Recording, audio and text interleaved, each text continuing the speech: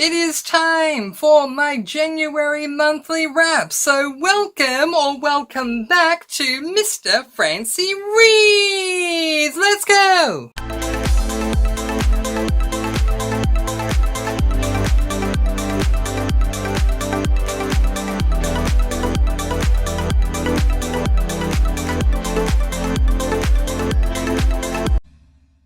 Yes, hello and welcome or welcome back to Mr. Francy Reads. I am, of course, Mr. Francy, and I'm honoured that you've once again chosen to join me today as I discuss all the books I read in the month of January. I also want to give a very big shout out of gratitude to everyone who got involved in my readathon in January. The Sparkle Cafe, my Discord server, was very proud to present the Jumpstart January readathon. A lot of people got involved and it was truly a great way to kickstart 2025. So a big kiss and hugs to everyone who got involved. Thank you so much. Just so you know, if you did miss out, don't worry. In February, I'm doing another readathon, and it is the Cozy It Up February readathon, where we have a 3x3 bingo board with prompts, all to do with reading on ebook, reading physically, or listening to the audiobook of a cozy mystery. Woo! So if you want to join, link to the Discord is in the description, as well as the pinned comment, the first comment down below. Very easy to access. We'd love to have your company. All right, let's jump in. I read a number of books in January, so we don't have a lot of time. So we're going to jump right in. I just want to give a heads up as well. If you hear noise in the background, I am sorry. I'm trying to film this before noise happens, but if it does happen, I can't stop filming. I just don't have the time right now. So if you do hear noise in the background, we're just going to try and ignore it, and I'll just try and raise my volume as much as I can. But at the moment, we're okay. All right, let's jump in. We're going to start off as we usually do with me putting the monthly stats up on the screen. For those of you who are wondering, I do not do stats in any way, shape or form to put pressure on myself or pressure on you. It is just something fun to look at, looking at numbers. So here we go. Stats up on the screen in 3, 2, 1, go. For the month of January, I read a total of 13 books and 1 DNF. Those 13 that I read comprised of 6 cozy mysteries, 3 classics, 2 fantasies, 1 LGBTIQ+, and 1 mystery. And as you can see there in the little footnote, I've now officially read more cozy mysteries than any other genre, which is fantastic. We'll talk about that another day, but definitely something that was worth mentioning. To my age groups, I read 3 middle grades, 2 YA, and 8 adult books, so a nice blend there. To my lengths, and I read 2 tomes, 2 3/4 tomes, 5 half tomes, and 4 novellas, totaling 4,261 pages. It was a very long reading month. And the phone rang, so I had to pause there, but let's keep on trucking, shall we? To my star ratings, and I had 8 5 stars, which is fantastic. 2 4 stars, 1 3 star, 2 2 stars, and as I mentioned earlier, 1 DNF. All right, so to keep myself accountable with goals that I have set, and I have a January check-in goals video coming up in the next video that you're going to see, so that's good. One of those goals is to not only do my monthly wraps in front of my shelves. The reason for this is so that once I've shown you the book, I can put it up on display and you can continue to look at the cover or pause or whatever if you want to find it yourself, but also to go in star rating order with my monthly wraps, starting with any and all DNFs and then just moving up that way. 1 star, 2 star, 3 star, 4 star, 5 stars in a ranking type of order. So with that in mind, let's begin. The first book we are going to talk about is that 1 DNF, and it was incredibly unfortunate for me. The book that I DNF'd was this book, which is Killer Karaoke by Hope Callahan. This is book number 7 in the Millie Cruise Ship Cozy Mystery series. It's an adult cozy mystery, and I DNF'd this book 45 pages in. Look, a lot of the reason why I DNF'd this book has to do with these the prequel to this book in that same series, so I'll discuss that in just a moment. But before we move on, I will say that not only did I DNF this book, but I have now DNF'd the rest of the series, which is really, really sad. When I picked up this book, had just come off reading its prequel and was disappointed with that. I went into this one hoping for a fresh start. It was a fresh start. Everything seems to have changed completely, and it just wasn't anywhere near as cozy as it used to be. At least not for me. You may experience different, but for me, it wasn't as cozy, and there are so many other cozy mysteries I want to read anyway, and so many other books still left in this series.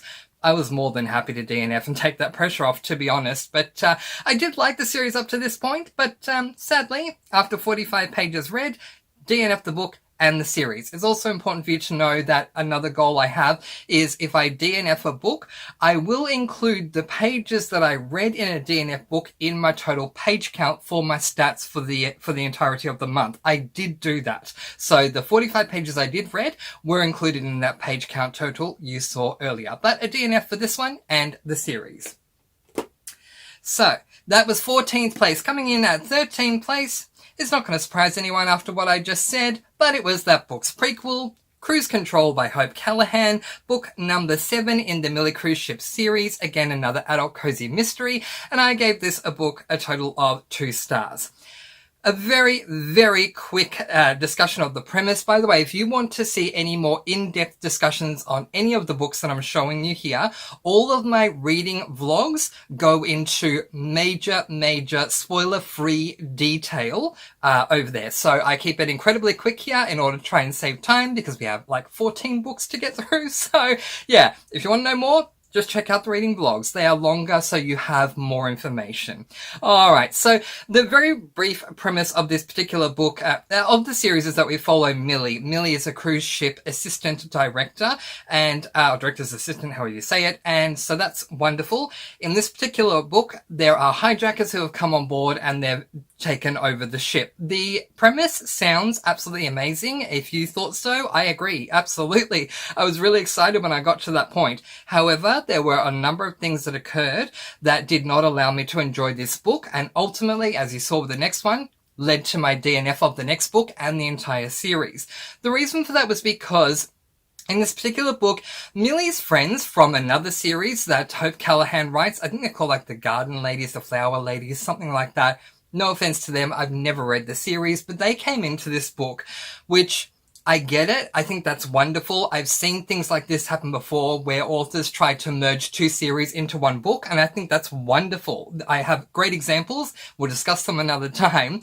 But the problem with Hope Callahan doing it in this book for me personally was that we head hopped so much. Cozy mysteries are first-person perspective, and well, at least one character's perspective anyway. They may not always be first-person perspective, sometimes they're third, but there's only one perspective that we follow in cozy mysteries, and one of the main reasons for this is because cozy mysteries are incredibly short. So we don't have enough time to go to this perspective, that one, and literally that's what this book was for me. It seriously put me through so much of a tailspin that I could not focus on the amazing sounding mystery. To give you a very quick off book, away from the book completely so you're not spoiled example, let's just say that Samantha is walking a friend of hers to her room, and she says, okay, Margaret, have a good night. I better get back to the shop because I need to go and do a close now. So Margaret says, okay, Samantha, good night. Samantha goes off to do her whatever, and the next sentence we have is, Margaret closed the door and looked around her room. She saw Billy. Billy was looking out the window and couldn't believe how beautiful the air was smelling. And to her left was Emily. Emily was looking around and noticing how beautiful everything was. Seriously, it was extremely confusing for someone like me to wrap my head around. And I honestly don't think it had anything to do with the fact that I hadn't read the other series. It was just we head hopped. I couldn't. I gave the book 2 stars, and ultimately, as you all know, it ended up leading to the downfall of this series for me. Coming in at 12th place is a book that I gave 2 stars to as well, and it was really unfortunate, and I will explain why first very quickly. So, my dear friend Jessica, who runs her own who runs her own booktube channel, Lady Lovestead Reads, as well as has her own fantastic booktube channel and Discord server called The Lovestead. Over on her Discord server, she was doing a buddy read of standalones as well as series. I was up for a buddy read of a standalone with Jessica, and ultimately Jessica and I really need to start a series where we talk about books that we buddy read, because a lot of the time Jessica and I will have differing opinions. This used to only be the case with classics, but it certainly was with this next book. She absolutely loved it. I wasn't a big fan. It just was what it was, but no hate at all to Jessica, and we are definitely going to be doing more buddy reads as time does go on, and a buddy watch. I need to promote that, and I'm going to do it very, very quickly. In the month starting February, we are over at the Lovestead Discord server, Jessica's one. We are going to do a buddy watch of the TV show The Good Witch. If you would like to join us, oh my gosh, please do so. Go to Jessica's channel, Lady Lovestead Reads. There should be a link there to her Discord. Come on over to Discord and join us for that buddy watch. Meanwhile, the standalone that we were buddy reading over there was this book, Darkly, by Marisha Pessel. It is a YA mystery, and I gave this book 2 stars. The basic premise is that we follow Dia. Dia loved this game creator called Louisiana Vader. Louisiana Vader created these, what sounds like RPG type games called Darkly. Unfortunately, Louisiana has since passed away, and Dia is not dealing with this very well at all. Ultimately, she applies and is then in turn invited to a, I don't remember what it was called, an internship to work for the company of Darkly, potentially. So she accepts, and the ride goes on from there. The problem that I had with this book was I was really excited to see how things were going to go with the game side of this book, given that it is a YA mystery, but also I thought maybe it would be like have fantastical elements or something like that. And all I will say, without spoiling anything, is that it didn't live up to what I thought it was going to be. So I don't normally go into books with expectations. I did with this one. And you know what they say when you assume something. So it let me down on a personal level because of my own perceived expectations, unfortunately. And yeah, I really enjoyed the first third of it. I thought it was fantastic. The second third, honestly, I felt like it dropped a level. The final third has an amazing reveal at the end that, of course, I won't spoil. But I think in context, it was a really good reveal. But by the time I got there, I was just so disappointed that I couldn't enjoy the reveal. So it is what it is, and I gave it 2 stars. Coming in at 11th place is this book, Death by Dumpling, by Vivienne Chien. I think it's Chien, or is it Chen? You let me know. Anyway, either way, this is book number 1 in the Noodle Shop Mystery series. Again, an adult cozy mystery, and I gave this one 3 stars. So, look, honestly, it was very much a middle-of-the-road type read for me. Let me tell you what I loved.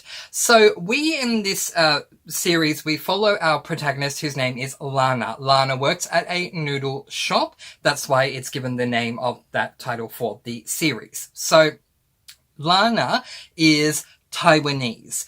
I loved, and I cannot state this enough, I loved the fact that I got to read a Taiwanese cozy mystery because they just aren't around. And so I thought that was wonderful. Just reading up on their culture, like Taiwanese culture and things like that, was just absolutely fascinating for me.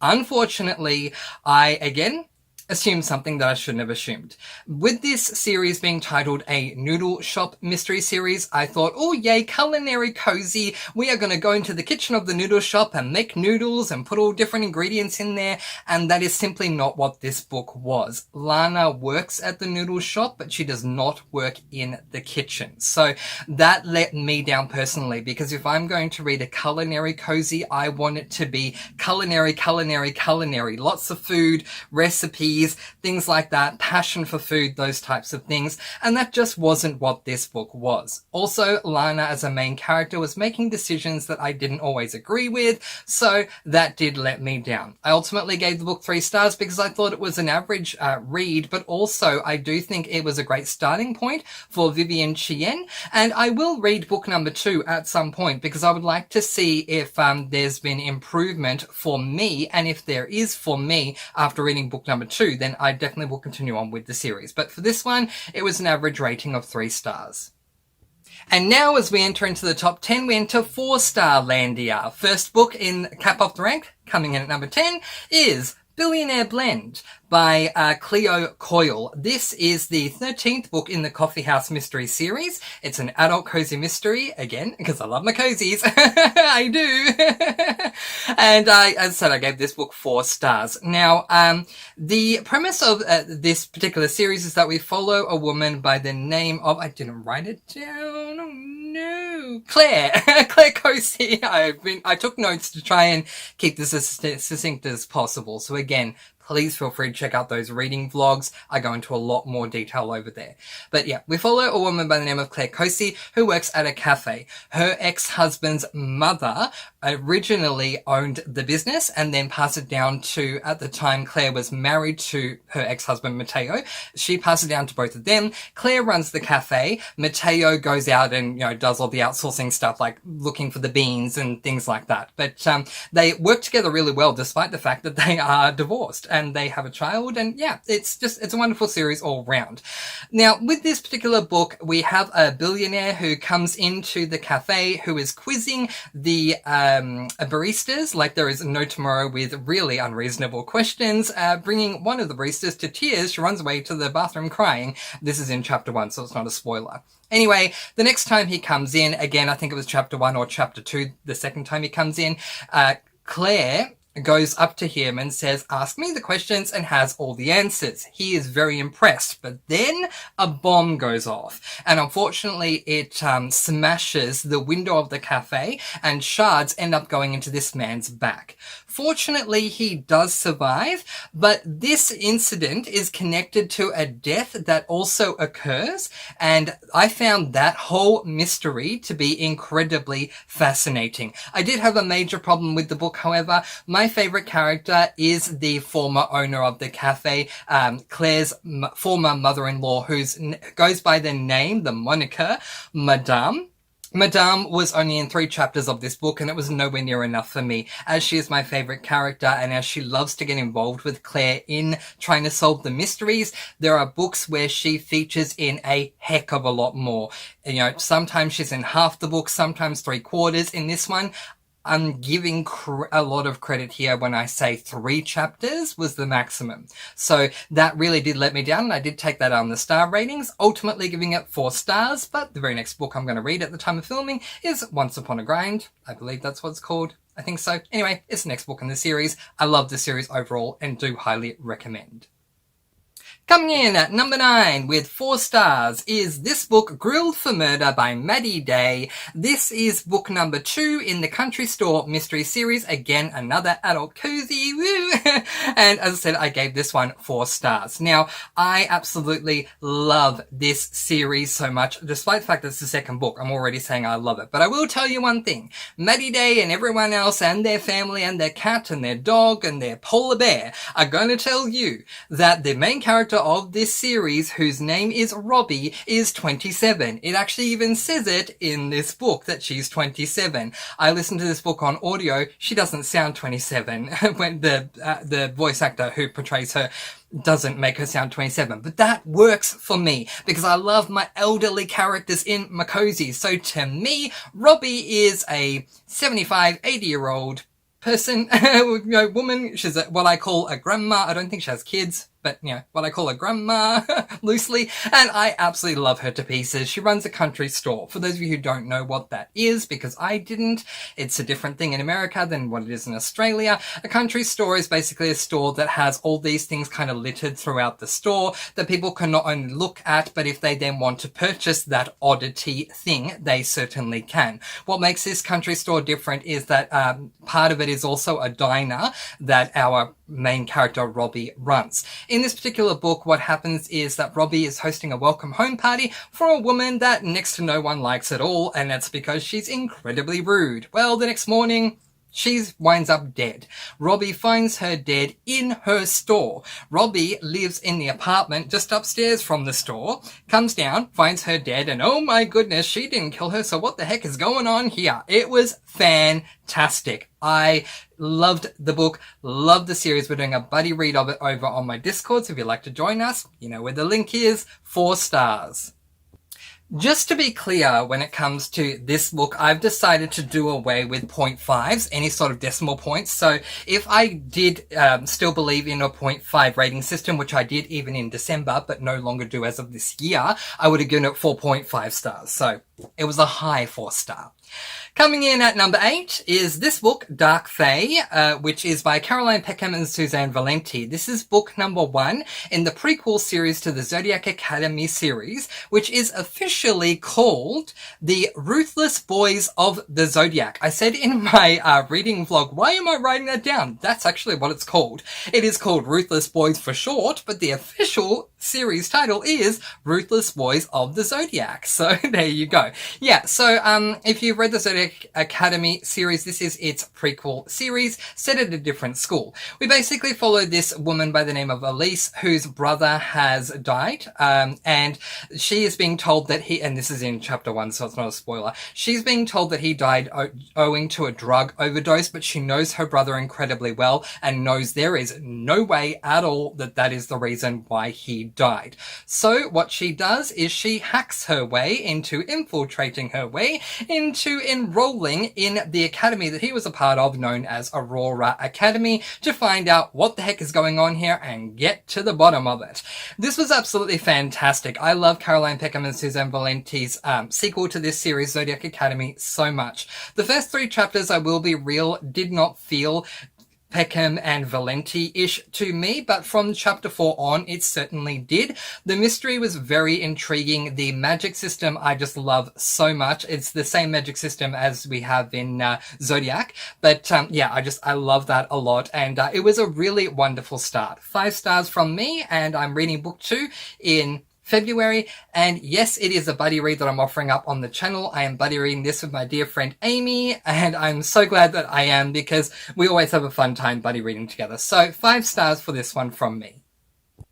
So as I was saying earlier, I was hosting a January readathon, a 3x3 bingo boards. One of the prompts was a book that has the word noob on the cover. And that's the only reason I read this book. But I tell you, it was amazing. And that was this cute little picture book called The Berenstain Bears' New Baby. And it is by Stan and Jan Berenstain. So this is a middle grade classic, and it is book 1 in the Berenstain Bears series.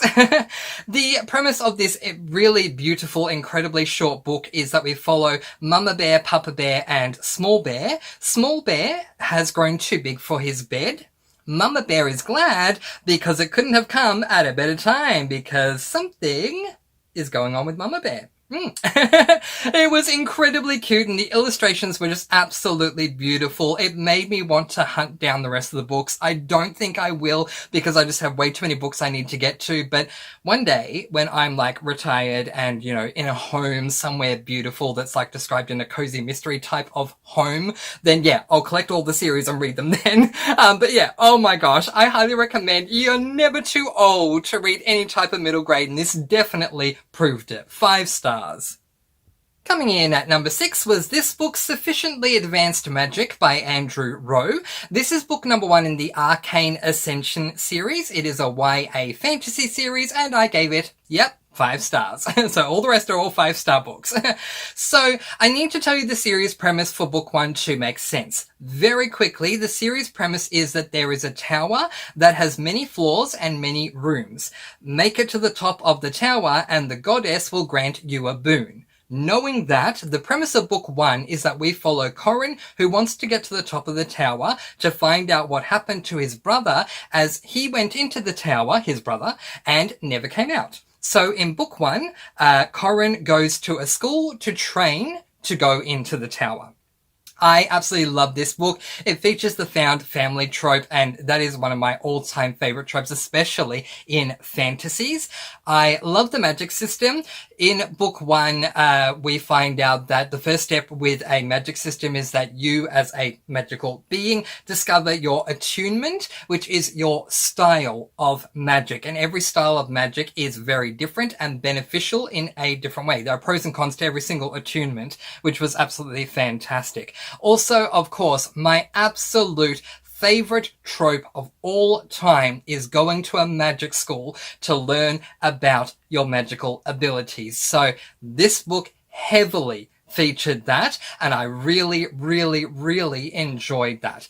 It wasn't what I thought it was going to be. I thought this was a standalone and not book one in a series, but there you go. It is book one in the series, and I'll definitely be continuing on. I don't have space for it this year, but it's already, we're only in January, it's already on my 2026 SAS list, so I will definitely be getting to it then. 5 stars from me, and I highly recommend if you love fantasy, you will love this. It was really good.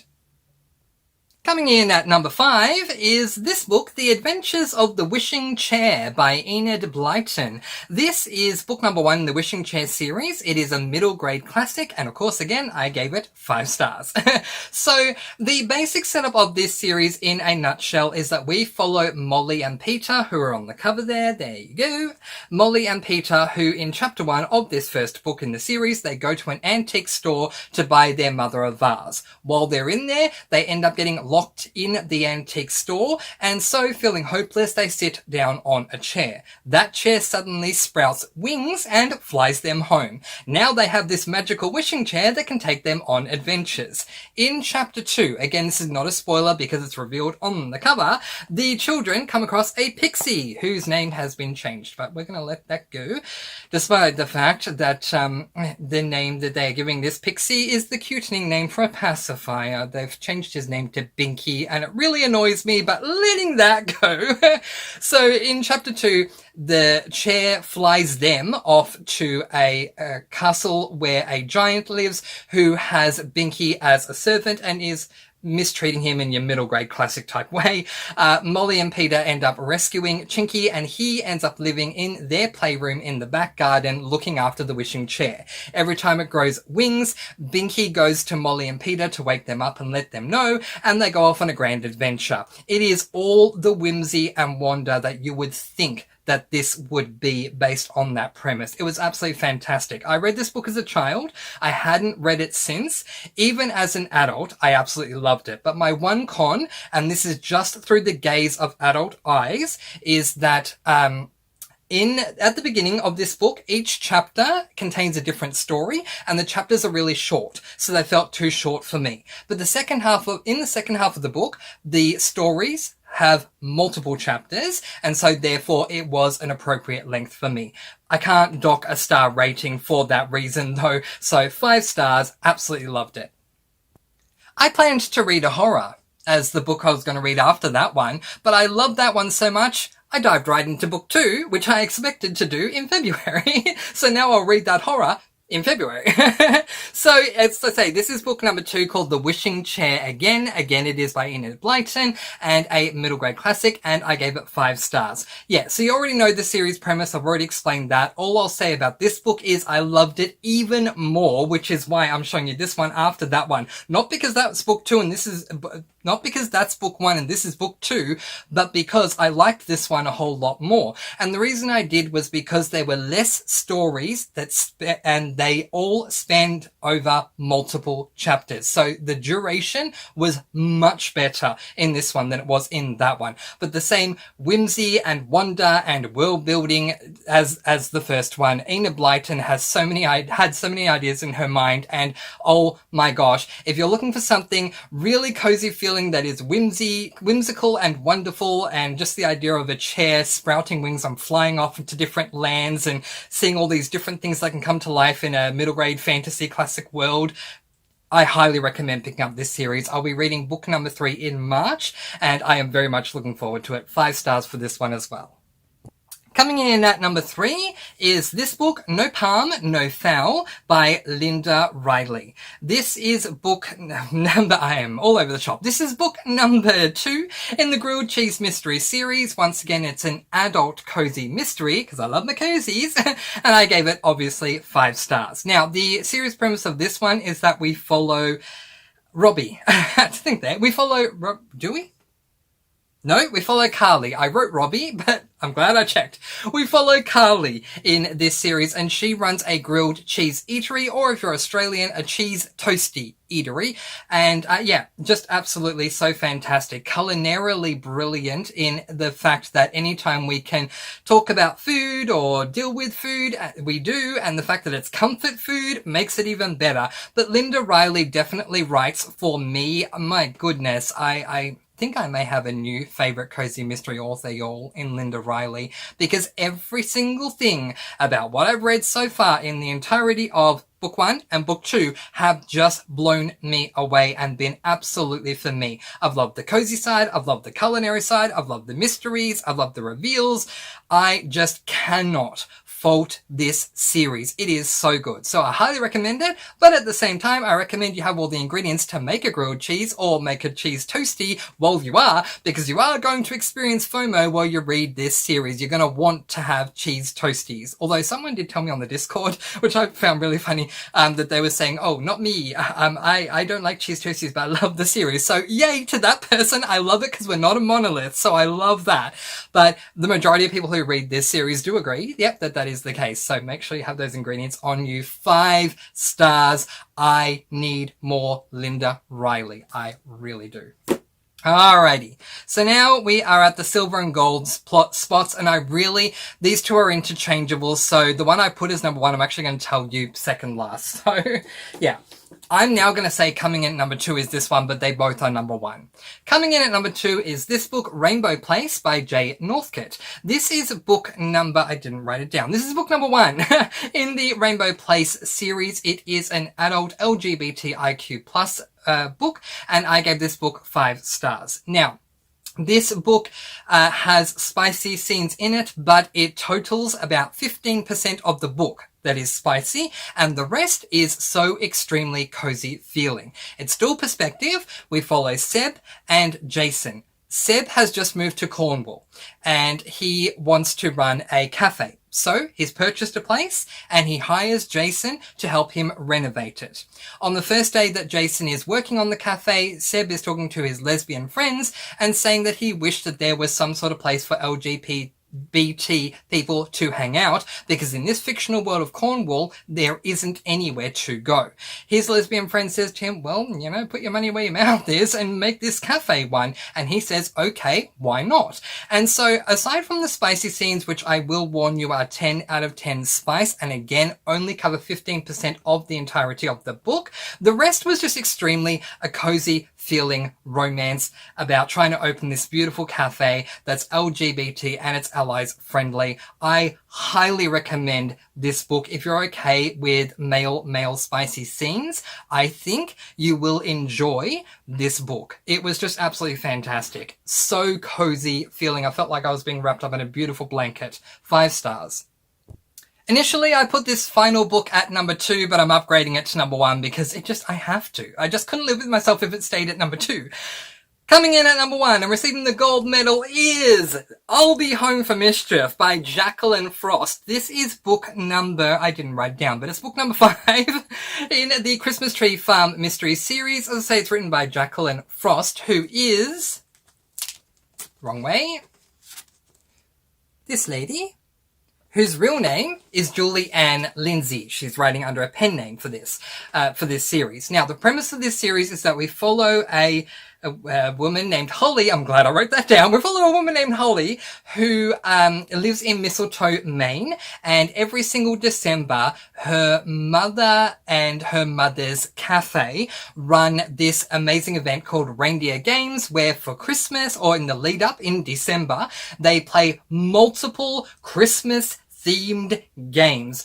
Let me tell you, if you are looking for a book or series that is Christmas, Christmas, Christmas, Christmas, Christmas, Christmas, Christmas, Christmas, Christmas, to the umpteenth degree, you have it in this series. If you're okay with trying to solve a murder along the way with that, do yourself a favor. When December comes around, or if you're happy to read Christmas stuff outside of December, grab this series and read it, because this is what you want if you're looking for a really Christmassy time.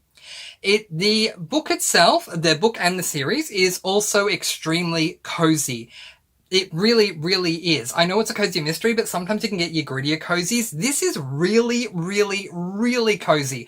I also listened to this on audiobook, and even the narrator makes it really, really, really, really, really cozy. So I highly recommend this series to absolutely everyone. I really don't think that you would be disappointed reading this series. If you are, let me know, because yay, we can chat, because as I say, readers aren't monoliths. But I don't know anyone who has picked up a book in this series that has said, I don't like this. It is just so cozy, so Christmassy, so beautiful. 5 stars.